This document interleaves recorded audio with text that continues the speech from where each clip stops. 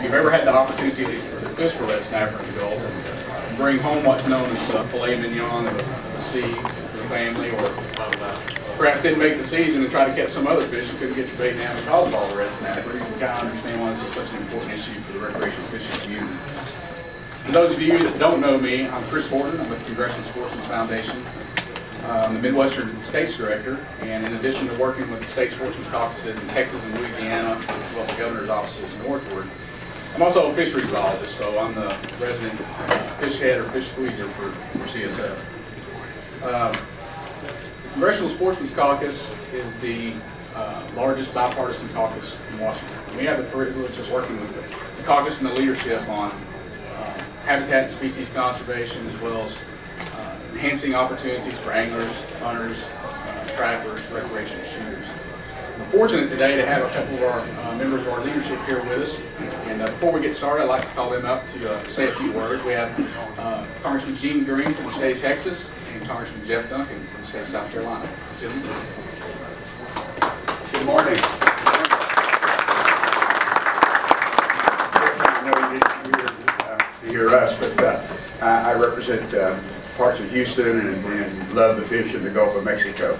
In fact, my first experience was I was a state legislator in 1977 when those of you in Texas remember the Gulf Coast Conservation Association, now CCA, decided we were going to do some really good conservation on redfish in the state legislature. But I want to welcome you and thank each of you for being here. Those of you who are staff or not members, please join the Sportsman's Caucus and participate, because we're putting together a piece of legislation that we hope will actually get passed that will cover a lot of conservation issues, hunting, fishing, and everything else, so you can be part of that while we're doing it.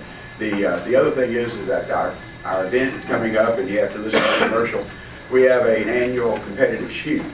This year it's on May the 12th, the day the members, we come back after next week. And it's out at Prince George's, I think Prince George's the shooting range, and it's Democrats versus Republicans. And being a Democrat, I've recruited as many, but my line is, do you know one end of the shotgun from another? And as long as you know that, then we're going to bring you out and let you get a chance. So, but again, thank you for being here, and thanks for the program, because it hits close to home.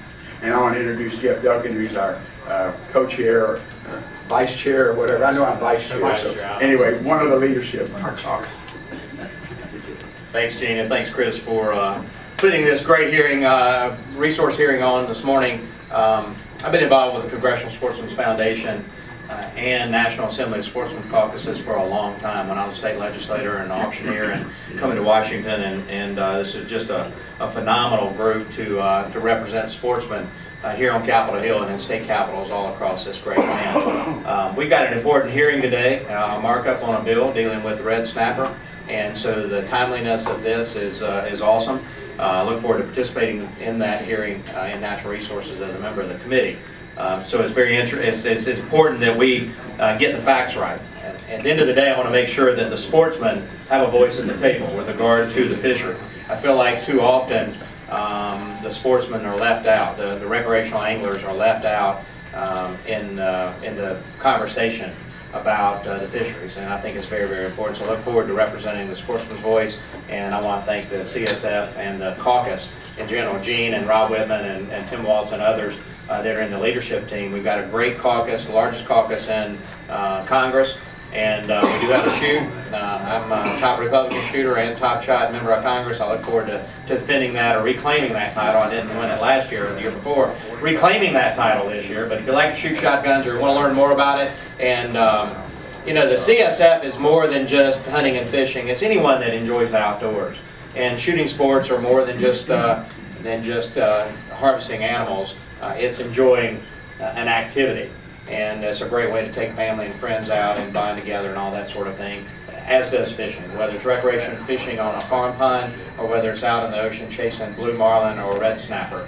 It's just a great way. So hopefully you'll take some information back to your members, and they'll support some of the legislation coming out. The sportsman's package is coming out, but also the legislation that comes out of natural resources today. And hopefully if you're not involved in the outdoor activities of hunting, fishing, and all that outdoor activities, if you want to get involved, contact my office and we'll find a segue for you to do that. So thanks so much. I'll yield back.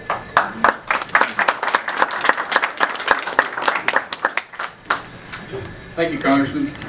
I'd also like to take an opportunity to recognize some other members who were able to join us today. This is a very busy time on the Hill, and we certainly appreciate them taking the time to be here. Congressman Banishek. Banishek, sorry. Congressman Farenthold. Yes, sir. Thank you for being here. Congressman Heiss. Thank you, sir. Congressman Scott. I'm back here. I'm the zombie. And Congressman Babin. Here. Thank you, sir. Appreciate you being here. And Congressman Weber. Thank you, sir.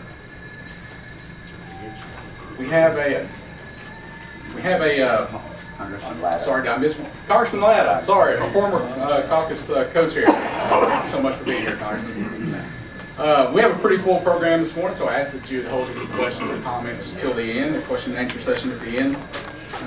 So that our speakers will have ample time, a couple of which have traveled a long ways to give their presentations and to present their perspectives on this important issue of red snapper management.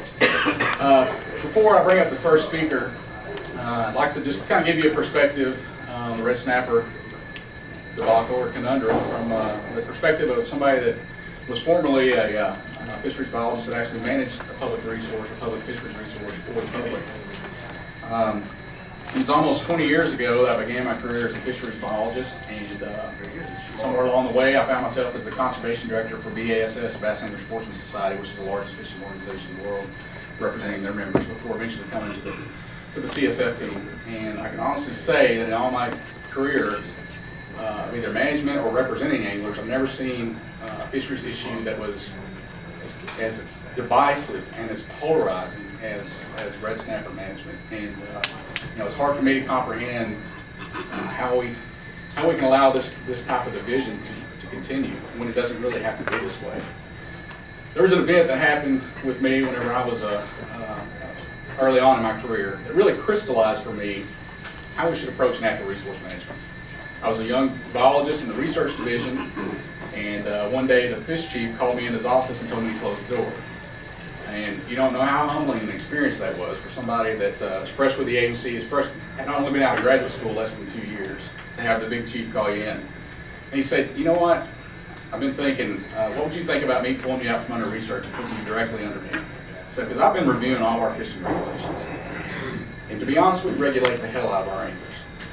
I want you to take a look at all these various regulations, and if they're not violent, doing something that's really benefiting the population, really enhancing the fisheries for the people of the state, then fix it. He said, because we're not really in the business to create roadblocks for anglers. We're in the business to make sure, number one, that we have healthy fisheries for the people. But number two, and just as importantly, that we have the ability to make sure that those people have access to those fisheries. You know, that made a lot of sense to me at that time, and the wisdom of those words has become clear throughout my career. Unfortunately, enhancing or making sure that the public has ample access, recreational fishermen have ample access to their resources, isn't necessarily the approach that the federal fisheries management system takes. Now granted, federal fisheries management has always been centered around commercial fishing. And only recently we even had a policy for recreational fishing, meaning that we've even been recognized by National Marine Fisheries Service. So commercial fishing is basically, it's a finite number of fishermen out there. They want to catch as many fish as possible, as efficiently as possible, in order to maximize profits. And that's completely understandable. And it's important for in this case, the non-angling public to be able to afford to buy a red snapper. But that's only half the equation. There's a growing number of recreational anglers out there that either access the fishery via their own boat, or the boats of their family and friends, or they employ a charter captain to be able to take them to their fish. Recreational anglers want to go fishing. They want to encounter fish, and they want a chance to catch big fish. But most importantly, recreational anglers just want the opportunity to go fishing, to be able to get out there on the water. And that's why this different approach to our fisheries out there, there are two different models of why people are going fishing. And there needs to be two different ways, a different way to approach management for each. For the recreational community as a whole, to try to put them in that commercial management box, it's a problem. And although federal management, the council process in the Gulf of Mexico has really seemed to nurture this division between the various sectors, and even now within the sector, in the recreational sector, has pitted folks against one another. This is really, at the end of the day, is not about commercial fishing versus recreational fishing. This isn't about private recreational anglers versus charter anglers. This is about a federal management system that's broken, that needs to be fixed. And it's going to require a different approach if we're going to do that, and truly be accountable to the American public as a whole. So with that, I'd like to bring up my first speaker who's just arrived. It's my pleasure and honor to introduce Congressman Garrett Graves from my favorite fishing state of Louisiana. Congressman, come up. Good morning. Good to see y'all. Thank you for the opportunity to speak. Good morning. You know, the Gulf Coast has experienced a lot of tragedies over the last several years. If you look back, this is the 10th year of Hurricane Katrina. We also had Hurricane Rita that year. In 2008, we had Hurricanes Gustav and Ike. In 2012, we had Hurricane Isaac. In 2011, we had record high water on the Mississippi River system that flooded many of our communities. And of course, in 2010, we had the worst environmental disaster in the nation's history, the Deepwater Horizon oil spill.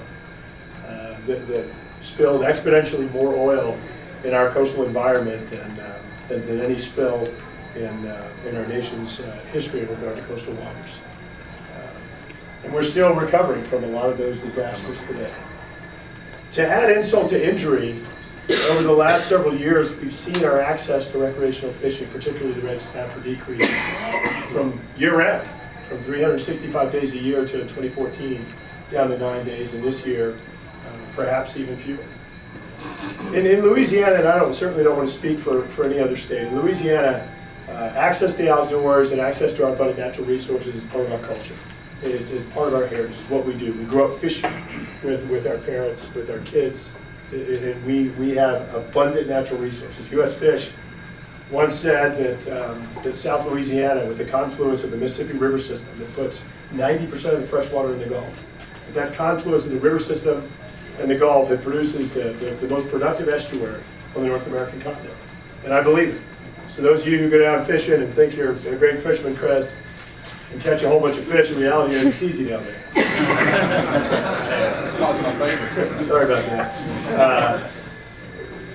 But you know, if you look at how the fisheries have been managed over the last several years, if you look at the lack of access, and you compare that to how we manage any other public resource, you see extraordinary disparity. That's not how we manage public resources anymore. It's not. We grant the public access. And all I can do is I think about, I used to be a mountaineering instructor, and I think about going into national parks or going into national forests. We were the ones who were always behind the families that went in. We had trouble getting into certain parks and wildlife refuges and forest land because the public got first dibs. They were the ones who got in there first. And if there was access capacity, we then could take our group in and go into these various areas. In this case, it's backwards. I can think about energy production, where we put out for bid energy in our offshore waters, and we make people bid for the resource. And in this case, as you well know, that's not what we do. We just give it away, we say it's yours, and you can control it, and you get it first above the recreational folks, and it's wrong. And so I first of all, I want to commend the Gulf Coast states, and look, the reality is that the 5 states in the Gulf of Mexico agree upon nothing. Every once in a while we get them to recognize LSU has the best football team. Beyond that, there's very little agreement among the Gulf states. But in March of this year, as many of you know, the 5 Gulf states came together and actually came to an agreement and agreed that state-based management, similar to how the striped bass are handled on the East Coast, that state-based management is the right way to go. And so I believe that if you look at how the states have managed the fisheries in the state waters, you see that they've managed it sustainably. And I'll tell you, I'll be the first one to jump out there and jump on their case if they don't, if they attempt to overfish, if they don't sustainably manage those resources. But the fact that, that we've seen science, that we have science that's better than the federal government has, it indicates that the stock is healthier, more abundant, that we can provide more access, particularly to the rec folks. That's what we need to be doing. And so I'm very excited today to be working with so many people, so many groups, so many other members of Congress on an amendment that's going to help to right that wrong. That's going to help to bring some common sense, the best science, that's going to ensure that, that we're sustainably managing fisheries, that the 5 Gulf states are managing the state and the federal fisheries in a manner that's consistent, complementary. And I want to thank you guys for continuing to push this issue, for educating people, for continuing to reach out and keep this on the front page, because it really is adding another tragedy to that long list of impacts that our Gulf states have had over the last several years. So thank you very much.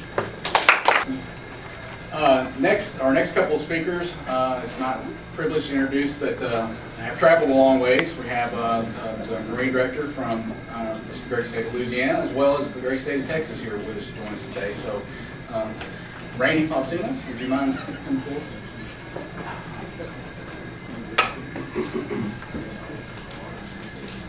All right, so they tell me I got 7 minutes or so. I could stand up here for 7 days or 7 hours, whatever you want. So my staff put together a quick little presentation to keep me on point. That's me holding the big red snapper. Real quickly, a little bit about me.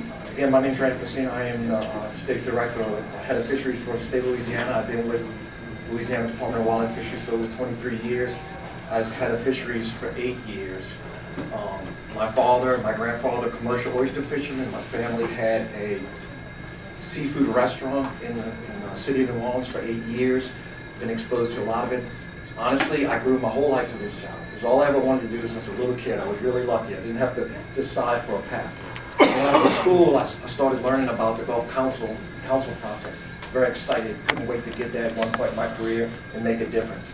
Well, I got there 7 years ago, 8 years ago. Within 2 meetings, not 2 years, 2 meetings, it's like, this is the worst thing I've ever experienced in my life. I know exactly how Dorothy felt when she got to the Wizard of Oz. Exactly. That's how it's done. No lie. All right.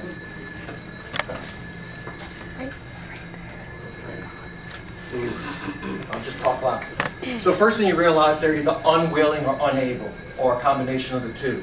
When you get there and you just come in with real common sense ideas, you know, why don't we do this? Why don't we do that? For example, if Florida wants the fishing season, if it's 20 days to be 20 consecutive days, that's great. I don't care what Florida wants. We want weekends.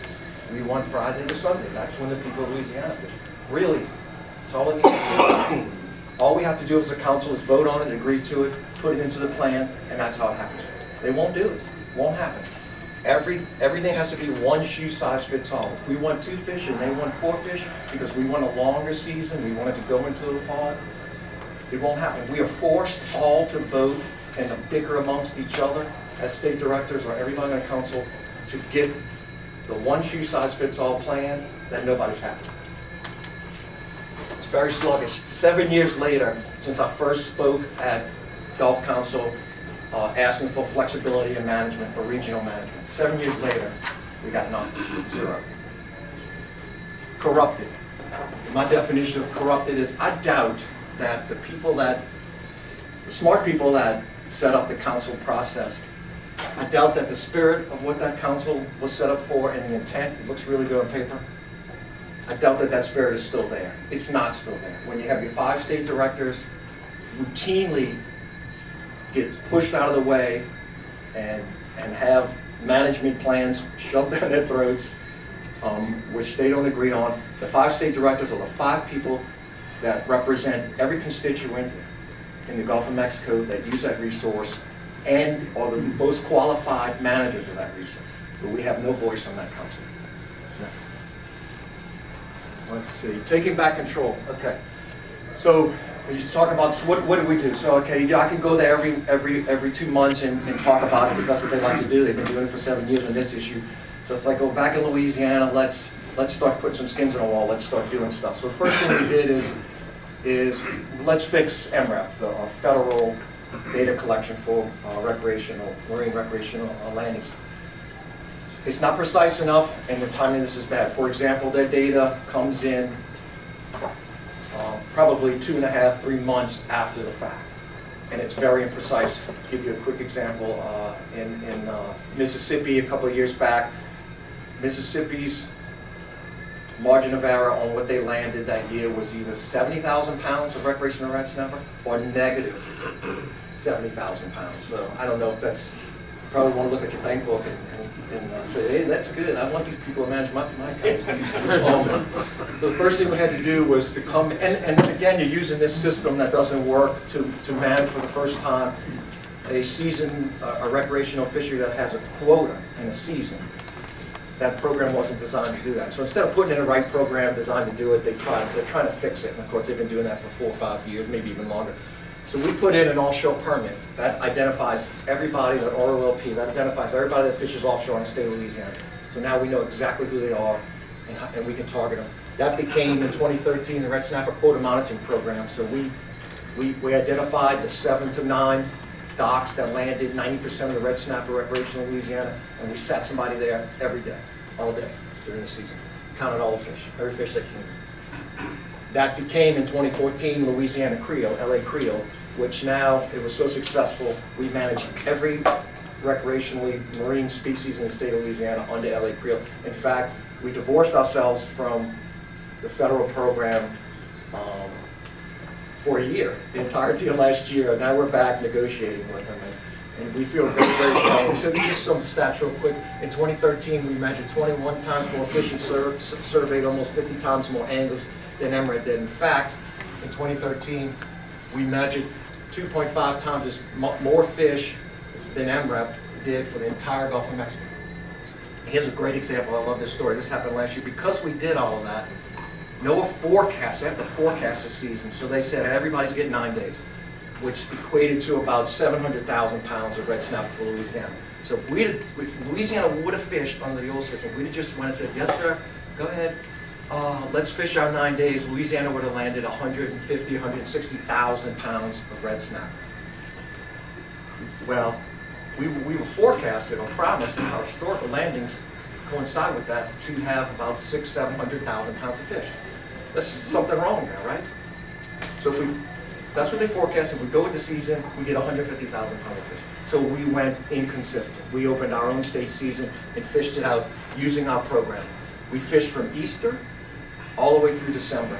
Never got to 700,000 pounds of fish. But they said we were going to harvest it in 9 days. It was because of this program that we put in place, we were able to count it, demonstrate it, open book. Here it is. This is the facts. Are we ready? Of course we're ready. It's our job. That's what we do as state fisheries managers. We're statutorily mandated in our state to manage these fisheries. It's our job. It's what we do. We have in the Gulf of Mexico, Louisiana particularly, the top commercial recreational fisheries in the world. In the world, not just the Gulf, in the nation, in the world. That's what we do. No fish we manage is overfishing or is in an overfished state for hundreds of years. Never. Doesn't happen. Do we have the tools and infrastructure in place? What about the money? What about the enforcement? What about all these things? The data collection's already there. I showed you that. We have the ability to deal with our constituents on a face-to-face basis. They don't have to travel far. They don't have to stay in an expensive hotel. They don't have to go to Key West. They have input. They can come right to us. We have a legislative process. We have a Louisiana Department of Wildlife and Fisheries Commission. Most of our states have commissions. They can come to us. They meet with us. They call us. They blow our phones up all the time. Robin will tell you that. It happens. Do we have enforcement? The states do all the enforcement. The states have always done their own enforcement. NOAA doesn't have a vote in their enforcement field. We do it. We do it all already. Okay? And they just mess it up. Next. All right. What does it mean? What does regional management mean? Increased opportunity for stakeholders. I already said that. They say, well, you know, you can't come and have these comment periods. The comment periods are kind of a joke. It's the same people show up all the time and just stuff the ballot box. It's really a joke. In the state of Louisiana, and I'm pretty sure all the other states are the same, and I said this once, but I'll repeat it again because it's important, there's a legislative process. There's monthly commission meetings, Wildlife Fisheries Commission. You know, we are always accessible to our people. We have the meetings all across the state, as many as they want. We don't have to have them at some unknown hotel in Baton Rouge at 6 p.m. on a Wednesday night. Who's going to show up for that, right? Not any fishermen, that's for sure. Improved access, opportunity, accountability for the recreational fishery. The accountability we showed with the data. I mean, all the other states are doing programs too, just like Louisiana's program. Everybody's fixing their programs to be accountable. We can be accountable. National Marine Fisheries Service cannot be accountable. They cannot account for the recreational fisheries. They can't do it. It can't be done. And, of course, it's economic stability for everybody who has resource in fisheries. Here's a great example. Garrett just mentioned this. In Louisiana, you know, it's not about fishing. It's the culture. It's what we do. So if you're trying to tell your wife, I'm going down the coast to drinking with my buddies, it ain't happening, right? You ain't gonna get. You're gonna have to really work hard. Red snapper's closed, okay? But now, we don't care if we go fishing. We just want to be able to say, I'm going to play poker and hang out with my buddies at the camp and fish and cook crawfish. Red snapper season open, yeah. So if you got to go buy the fish at the store on the way back, it doesn't matter. But at least you have an excuse to go down there and go fishing. And that's what they don't understand. They just don't understand that. It's about what we do, where we go, hang out with the buddies, go ride around your boat and have a good time. They don't have that localized, you know, feeling for what we need. They're too far removed. We're the state directors. We're the state people that manage our constituents and talk with them all the time. We know what our people need. We're going to manage it right. We're going to be accountable. We're going to do the right thing. And the last slide says it all. States do it, guys. Chris, and thank everyone for having me here. I was going to admit that Randy was a better fisherman than I am, but Congressman Graves gave me the out. It's just easier in Louisiana.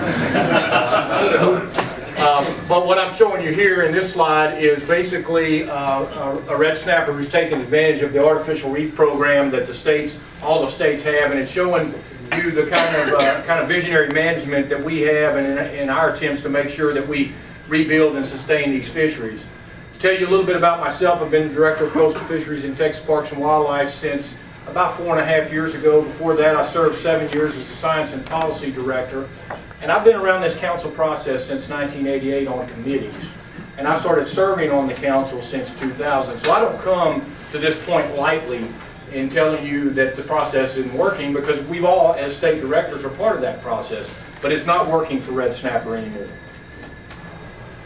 Kind of like Randy, I'm going to talk to you some about the Texas perspective, and also highlight the ways that we think and highlight examples of the way we're already doing some of the things we're going to be asking to do if we receive this state management plan.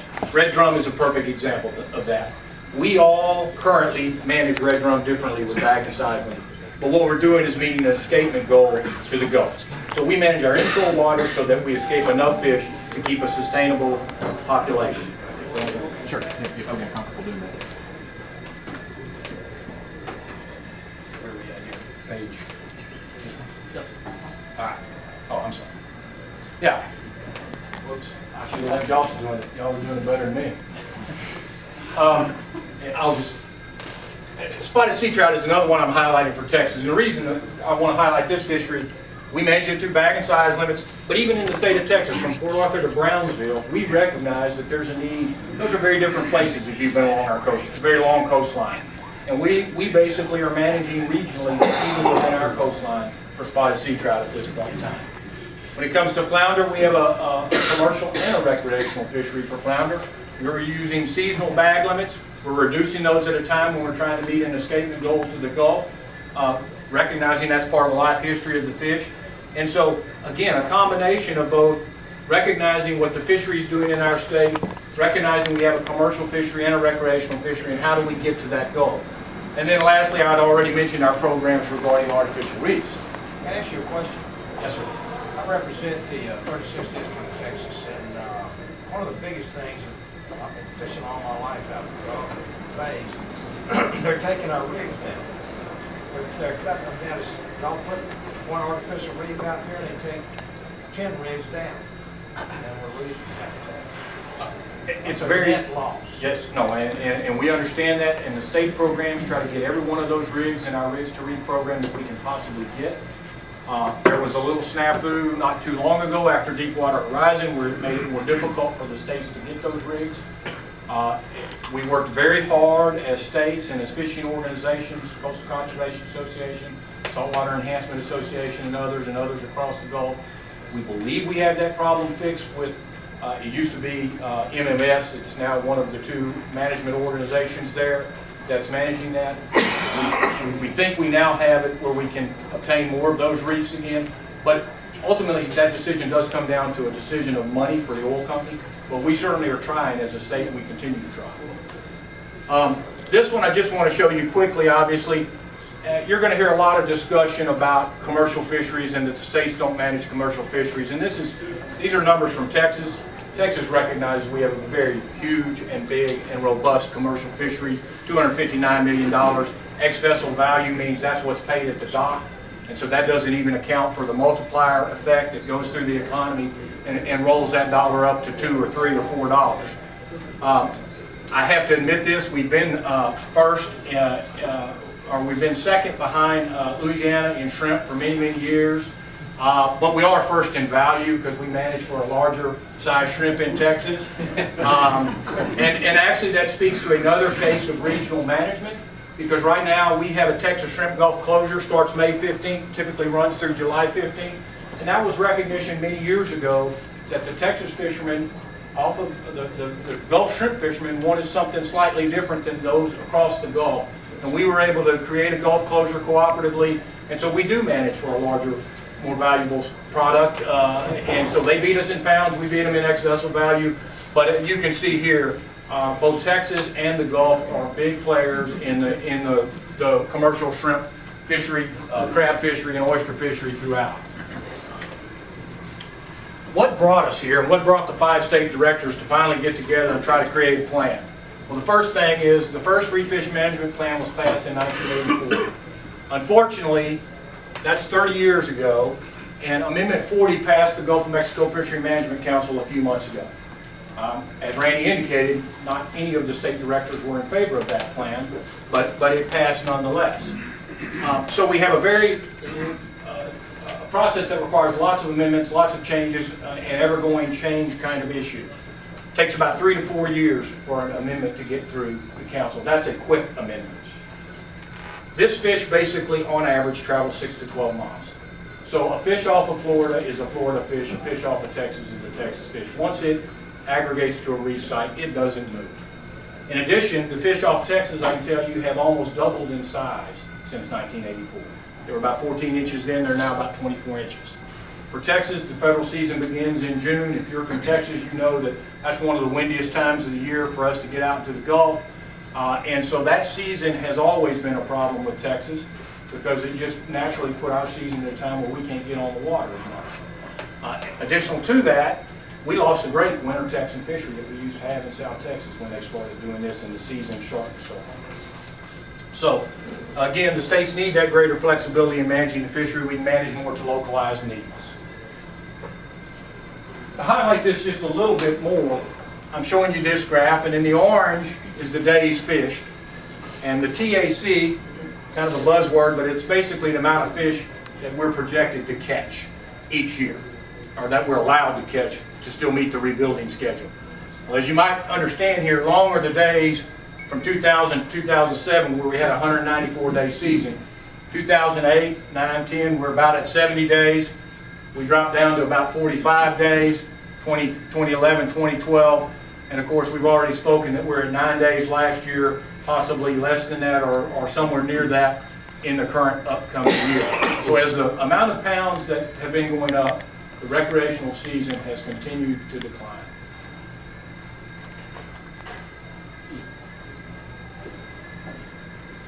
As Randy indicated, the states are doing everything we can to make the data better. Texas, for instance, we increased our dockside interviews during our federal season last year.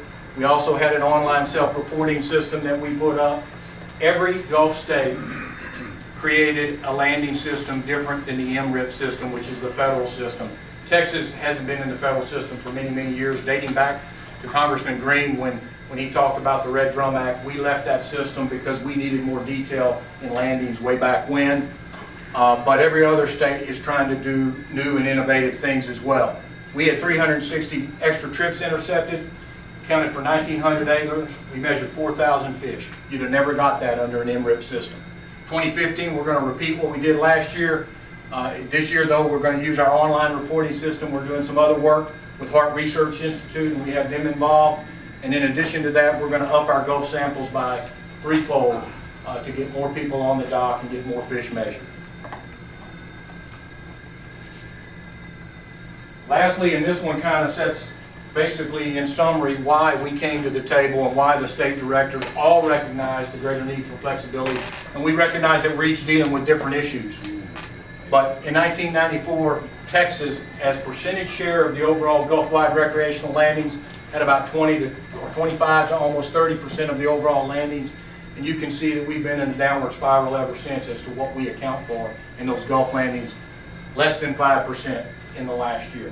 Now, we're not begrudging those other states from their share either going up or our share going down and their share going up. But this just recognizes the fact that this system is not working for Texas at all. Even though we've kept our state waters open and we're inconsistent with federal waters, we're losing in the total allocation or the total share.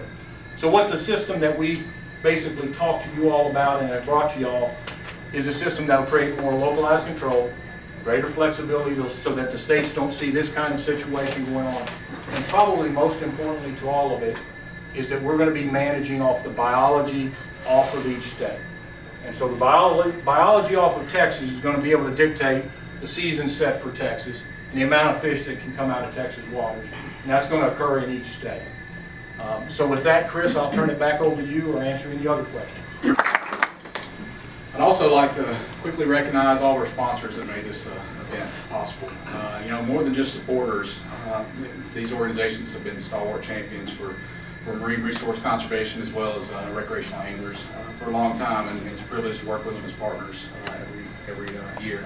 You have the American Sport Fishing Association, the Center for Coastal Conservation Association, the Bill Fish Foundation, the International Game Fish Association, the Guy Harvey Ocean Foundation, and the National Marine Manufacturers Association. So we can give those folks a round of applause. One of those partners that's a familiar face to most of you that have ever worked on fisheries issues is our friend and partner, Mr. Mike Nussman. Thank you.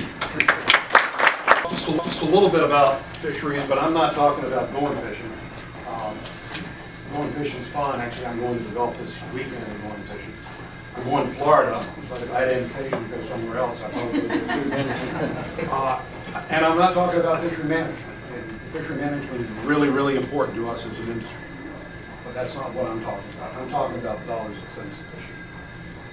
I'm Mike Nussman. I'm with the American Sport Fishing Association. We're a trade association right across the river over in Alexandria. We've been around for 81 years. And at this point, we think we know our business pretty well. Our members are all sport fishing manufacturers, wholesalers, retailers, media. Some companies you know, companies like Bass Pro and Cabela's that are members of the foundation.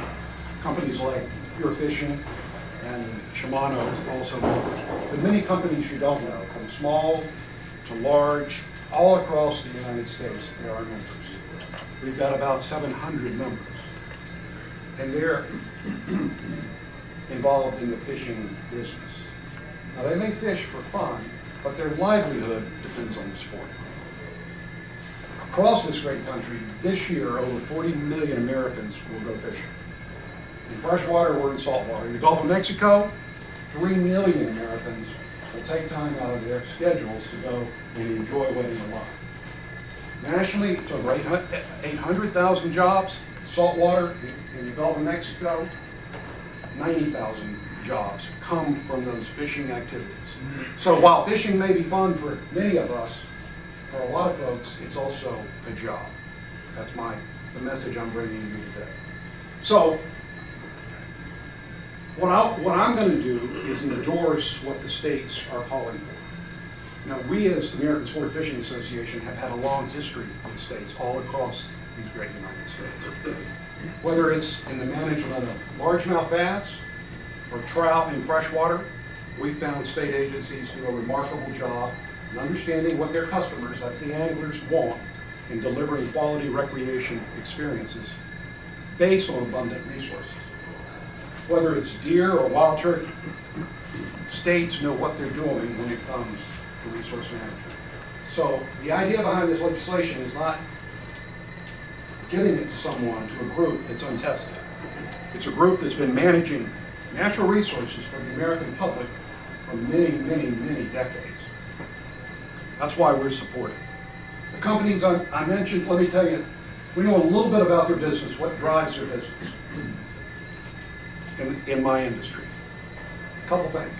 First thing, and this is really important, you've got to have a lot of critters out there.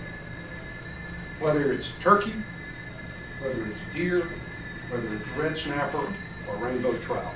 If you don't have a healthy, abundant resource, those anglers, the hunters, when they go out, they're not going to be successful. They don't do it as a job. They do it as a hobby. They do it on Saturday afternoon between 2 o'clock and 4 o'clock. You need a lot of resource out there for anglers to be successful. So we as an industry need abundant resources. The second thing we need is access to those resources. Now access sometimes can take the place of a bank you can get to. If you're trout fishing, you need to be able to get to the water. Other places it might take the form of a boat ramp and adequate parking to be able to launch a boat to go out and get to the resource. Or in this instance, it's a season that's long enough for anglers to actually have the ability to go out and get work. So once again, what drives our businesses and what keeps those Americans employed is abundant resources and access to those. So we know the states can do that. We have a lot of support across the country from our industry to the states as good partners of ours. So we feel very comfortable for Congress to agree with this and turn this responsibility over to the states. With that said, as an indication of that, I'll draw your attention to one letter that was in your seat that you came. And this is a letter from Johnny Morris, the founder of Bass Pro Shops. Some of you know Johnny, or perhaps his son, John Paul, who sits on the foundation. Johnny, I think this was, yes, actually he said it earlier, he finally signed it yesterday. A letter to the 5 Gulf state governors indicating Bass Pro Shops and his personal support for this plan that's being talked about today. So with that, Chris, let me turn it back to you.